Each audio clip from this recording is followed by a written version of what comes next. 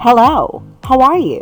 Today you are going to study English 7, Lesson 16, third quarter. Oral and written language use and common purposes for writing. After going through this video lesson, you are expected to distinguish between oral and written language use, recognize the common purposes for writing. For a start, do the following exercise. You can pause this video if you need more time. Press play again if you want to proceed with the lesson. Oops! Before you pause and play, don't forget to get a paper and a pen. Are you ready? You may start to answer the pretest now.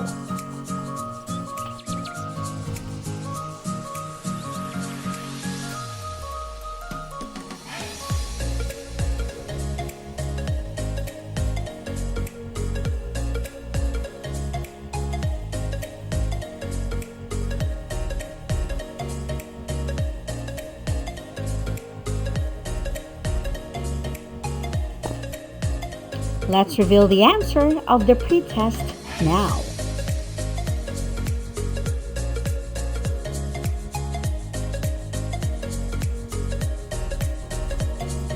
In the previous lesson, you have learned to identify the basic features and kinds of paragraphs. In addition, you were able to recognize the parts of single paragraphs and the sequence steps in writing a simple paragraph.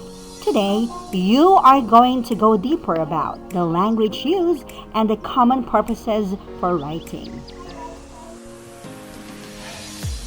Enhanced community quarantine. There must be only one family member who can go to the market. Aling Maria is on a hurry to buy some canned goods. Mang Ramon is riding his bike so he can arrive to the market speedily. Most of us in the neighborhood are worried, bored, and stressed. We can't go out. We must stay home. Let's have the questions about the text. Number 1. Were you able to understand all the words in the text? Number 2. What's the story about? Number 3. Did the story make you feel sad? What do you think is the purpose of the writer? Let's talk about the story. The writer wrote very simple words that sound conversational, which means that it can be easily understood. The story was about the scenario during enhanced community quarantine in the neighborhood. The reader can relate herself about the story. Today, you are going to distinguish between oral and written language use and recognize the common purposes for writing in a very simple way. Let's begin. What is oral language? Oral language is a combination of sounds used to express thoughts. The sounds used to express thoughts are grouped into spoken words. When you speak, you tend to say phrases.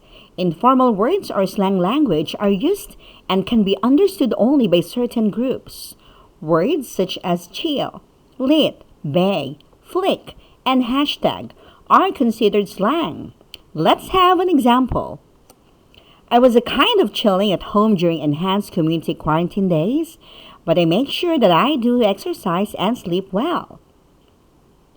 Which words do you think is a slang word or informal word? Chilling. It is informal word. It is slang for relaxing. Let's move on to the next one. What is written language? A written language refers to the process of conveying a message through the written symbols. It is the representation of a spoken or gestural language by means of a writing system. It can be done in many ways like emails, text messaging, cards and letters, newspapers, and magazines. Let's have an example here. This text is an email message, an example of written language. Let's try a few items as practice exercise.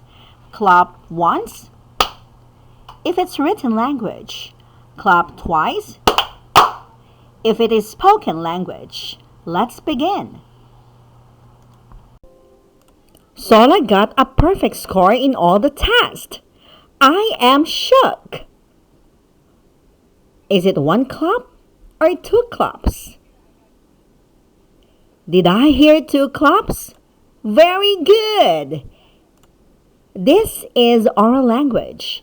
The word shook is a slang word, which means incredible surprised. Let's have the second one. My parents prepared a very delicious meal for the whole family. There were some leftovers, so we decided to give them to our relatives on the next street. It is not boring to stay at home because I have realized how lucky I am to have a wonderful family during this time of pandemic. Is it one clap or two claps? Did I hear one clap? Very good! This is an example of a diary. It is a written language. Let's have the last one. There are many Facebook users trying to flex their routine at home during enhanced community quarantine. Is it one clap or two claps? Did I hear two claps? Very good! It is oral language. Flex means the act of showing off what you have to gain popularity. It is a slang word. Now that we have discussed about oral and written language use, its definition and some examples, let's focus more about the representation of the spoken language by means of writing. Let's learn about the common purposes for writing. There is a very simple way to remember the common purposes for writing.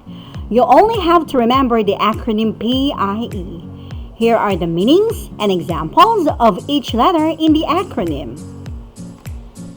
Let's have the first common purposes for writing. P for persuade. The author wants you to do, buy, or believe something. That can be read from campaign, political speeches, opinions, book reviews, and church sermons. Let's have an example here. If you want to be safe and have a healthy lifestyle, build regular exercise and eat well.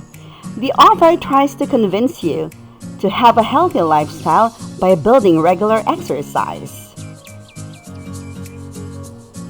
Let's have the second common purposes for writing. I, inform. The author wants to give information that can be read from textbooks, non-fiction books, expository essays, biographies, and newspaper articles.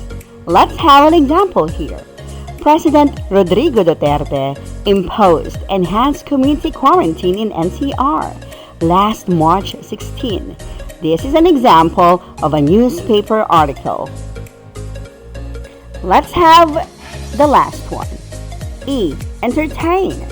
The author wants to amuse and entertain the audience. That can be read from fiction stories, poems, songs, plays, and jokes. Let's have an example here. The woman has many different kinds of hats, such as a cheese hat, a hamburger hat, and a carrot hat. People laugh when they see it. This example is from a fiction story. Did you also laugh about it? Let's try a few items as practice exercise. Make a thumbs up if the sentence is to persuade. Make 2 thumbs up if the sentence is to inform. Make 3 thumbs up if the sentence is to entertain. Let's begin. A lot of people enjoy doing exercises with their family by watching exercises on YouTube during enhanced community quarantine. Is it 1 thumbs up, 2 thumbs up, or 3 thumbs up? Did you do 3 thumbs up? Very good! It is entertain. The stories are written to entertain. Let's have the second one. An instructional booklet on how to connect and support using smartphones. Is it 1 thumbs up, 2 thumbs up, or 3 thumbs up? Did you do 2 thumbs up? Very good! It is a text manual. It is written to inform. Let's have the last one. An advertisement about why yoga is the best stress reduction. Is it 1 thumbs up, 2 thumbs up, or 3 thumbs up? Did you do 1 thumbs up? Very good! It is written in a newspaper to make us believe. It is to persuade. To wrap everything up that we have talked about in this lesson, let us always remember that oral language uses informal words, which are used for conversations. Written language uses formal words. Both can be used for formal and informal writing. The acronym PIE, P to persuade, I to inform, and E to entertain, are the common purposes for writing. Learning healthy ways to cope and getting the right care and support can help reduce stressful feelings and symptoms. Be ready with your paper and pen. You may answer the post test now.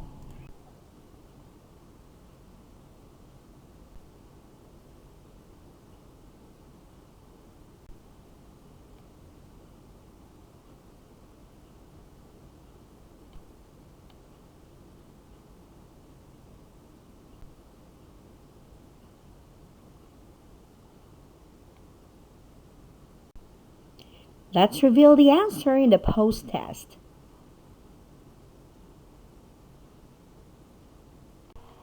Oops, wait a minute. You're not yet done. Get worksheet number 16, English 7, third quarter. Have a nice day.